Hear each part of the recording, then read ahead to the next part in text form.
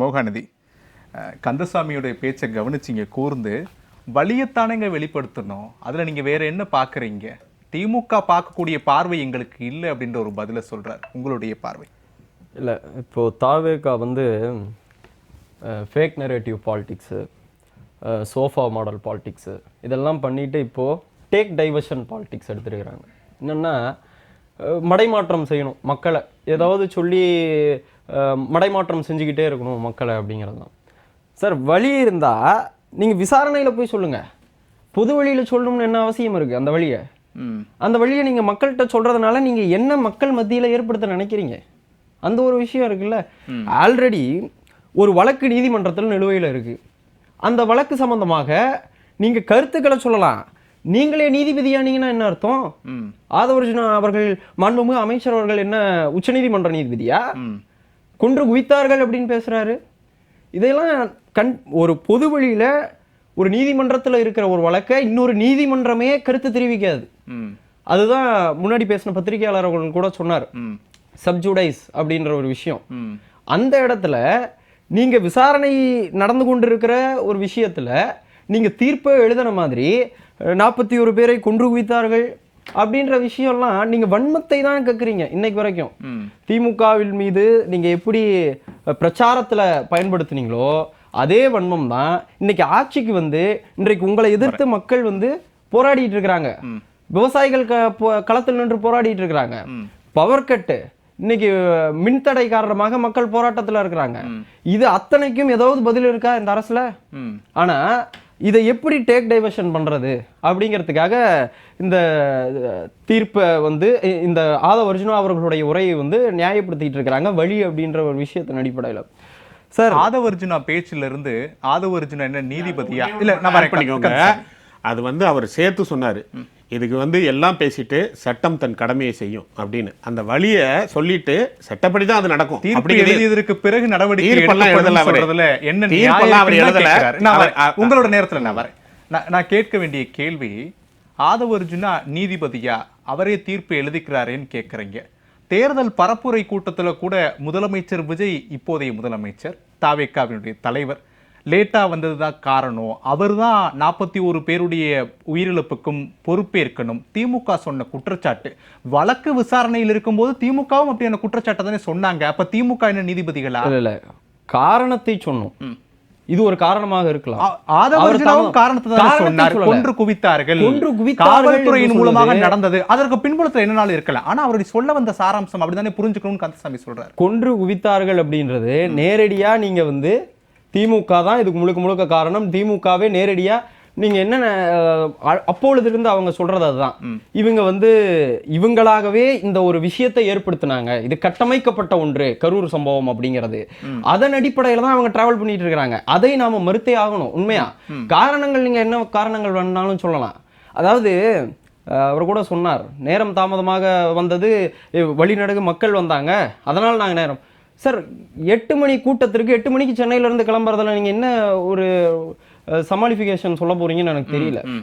அதுதான் எங்களுடைய கேள்வி. சென்னையில இருந்தே போகல. அதுதான். இதெல்லாம் நாம இப்ப பேசக்கூடாது. நம்மளே வந்து நீதிமன்றத்தில் இருக்கிற ஒரு விஷயத்த நம்ம வந்து இது காரணமா அது காரணமா நம்ம கருத்து தெரிவிக்கலாம். ஆனால் நம் குற்றச்சாட்டாக அதை முன்வைக்க முடியாது, அதை குற்றமாக நம்ம நியாயப்படுத்தவும் முடியாது.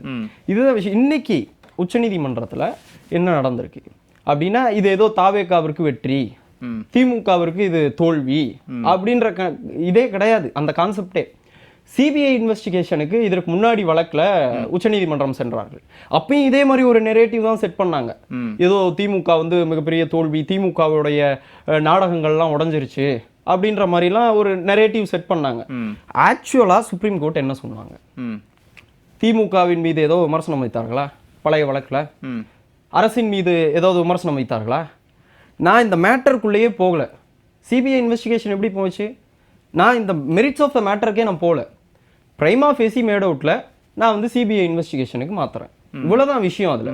ஆனா இவங்க செட் பண்ண நெரேட்டிவ் என்னன்னா, திமுக மேல உச்சநீதிமன்றமே வந்து அதிருப்தி தெரிவிச்சிருச்சு, திமுக தான் இது காரணம், அரசாங்கம் தான் காரணம் அப்படிங்கிற மாதிரி உச்சநீதிமன்றம் தீர்ப்பு எழுதிருச்சு அப்படின்ற மாதிரியான ஒரு நெரேட்டிவை செட் பண்றாங்க. அன்றைக்கு தொடங்கி இன்றைக்கு வரை இந்த கரூர் சம்பவத்தை பொறுத்தவரையில ஒரு நெரேட்டிவை டிஎம்கேவுக்கு எதிராக செட் பண்றத அவங்களுடைய பணியாகவே வச்சுக்கிட்டு இருக்கிறாங்க.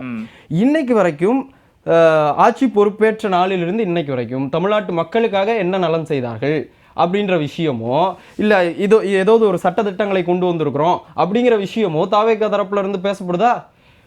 ஆட்சிக்கு முன்னாடியும் இவங்க திமுக விமர்சனம் செஞ்சுட்டு இருந்தாங்க, ஆட்சிக்கு வந்த பிறகும் இவர்கள் திமுக விமர்சிப்பதான் தன்னுடைய வேலையாவே வச்சிருக்கிறாங்க இன்னைக்கு வரைக்கும். சரி மனதி நிறைவா. என்னை பொறுத்தவரையில இந்த விவாதத்துல முதற்கொண்டு வழின்னு சொல்லிட்டு ஒரு நெரேட்டிவ் தான் செட் பண்றாங்க. தாவேக்காவுக்கு மட்டும்தான் கரூர் மக்கள் மீது அக்கறை இருக்கா? திமுகவுக்கு அக்கறை இல்லையா? அவங்களுடைய நிகழ்ச்சியில 41 பேர் இழந்த போது அவங்களுக்கு இன்னும் அந்த வலியினுடைய வீரியம் அதிகமா இருக்கும். வலியினுடைய காமேசோ அதுதான் தொடர்ந்து தாவேக்காவிற்கு மட்டும்தான் அந்த கரூர் மக்கள் மீது அக்கறை இருக்கிறது, திமுகவுக்கு இல்லை அப்படின்ற ஒரு நெரேட்டிவ் தான் தொடர்ந்து செட் பண்ணிட்டு இருக்காங்க. திமுகவிற்கு அதை விட பெரிய அக்கறை இருக்கிறது. அதனாலதான் அன்னைக்கு இரவே போய் அந்த மக்களை சந்தித்து முதலமைச்சர் உட்பட அங்க போய் நின்னாங்க, மக்களோடு தோளோடு தோள் நின்றாங்க. இதை நம்ம புரிஞ்சுக்கணும். அதே மாதிரி பேசும்போது சொன்னார் இந்த ஆதவ் ப்ரோ அவர் சொன்ன மாதிரி, அவர் வந்து மக்களை பாதுகாக்கிறது என்னுடைய கடமை இல்ல, நாங்க இட்டுன்னு போறது மட்டும்தான் எங்களுடைய வேலை அப்படின்னு. ஒரு அரசியல் கட்சி மாதிரியா இந்த பேச்சு? ஒரு அரசியல் கட்சியோட பேச்சா? What is the liability of TVK? ஒரு அரசியல் கட்சியா மக்களை பாதுகாக்கிறது? ஒரு 12 மணில இருந்து நீங்க கூட்டம் சேர்த்த ஆரம்பிக்கிறீங்க உங்க கட்சியோட தலைவர் வருவதற்கு, அதுக்கு தண்ணி பாட்டில் வாங்கி கொடுக்கறது கூட மாநில அரசாங்கத்தினுடைய கடமை எந்த இடத்துல இருக்கு? அதை கூட ஒரு அரசியல் கட்சி செய்யலையே. நீங்க எந்த விதத்துல இன்னைக்கு வந்து உங்க வழியை நீங்க சொல்லிட்டு இருக்கிறீங்க அப்படின்ற ஒரு விஷயம் இருக்கு. அதே மாதிரி இந்த உச்சநீதிமன்றத்தினுடைய தீர்ப்புல அவங்க தெளிவா சொல்லி இருக்கிறாங்க, லிபர்ட்டி கொடுக்குறாங்க. லிபர்ட்டியை கொடுத்து சிபிஐ இன்வெஸ்டிகேஷன் நடந்துட்டு இருக்கு, உங்களுக்கு எந்த பிரச்சனையா இருந்தாலும் நீங்க சிபிஐ அணுகுங்கள் அப்படின்னு தெளிவா தான் அந்த உத்தரவு கொடுக்கப்பட்டிருக்குது. எந்த இடத்துலயும் இது வந்து நீங்க சொல்றது வந்து முறையானதல்ல, சரியானதல்ல, திமுக சொல்லுவது வந்து தவறு அப்படின்லாம் எந்த இடத்துலயுமே சொல்லல. முதலமைச்சரை குற்றம் சாட்டிய முறை குறித்து தவறுன்னு சுட்டி காட்டியிருக்காங்கல்ல, அதுவே ஒரு பெரிய விஷயம் தானே. முதலமைச்சரை குற்றம் சாட்ட வேண்டிய அதாவது காரணம் வந்து நாங்கள் தொடக்கத்துல இருந்து சொல்றது, இந்த கரூர் சம்பவத்தை பொறுத்தவரையில இப்பொழுது இருக்கிற முதலமைச்சருக்கும் லைபிலிட்டி இருக்கு, அதை யாரும் மறுக்க முடியாது. அந்த விஷயத்தை இன்னைக்கு உச்சநீதிமன்றத்தில் நாங்க எக்ஸ்பிரஸ் பண்ணிருவோம், அவ்வளவுதான் விஷயம்.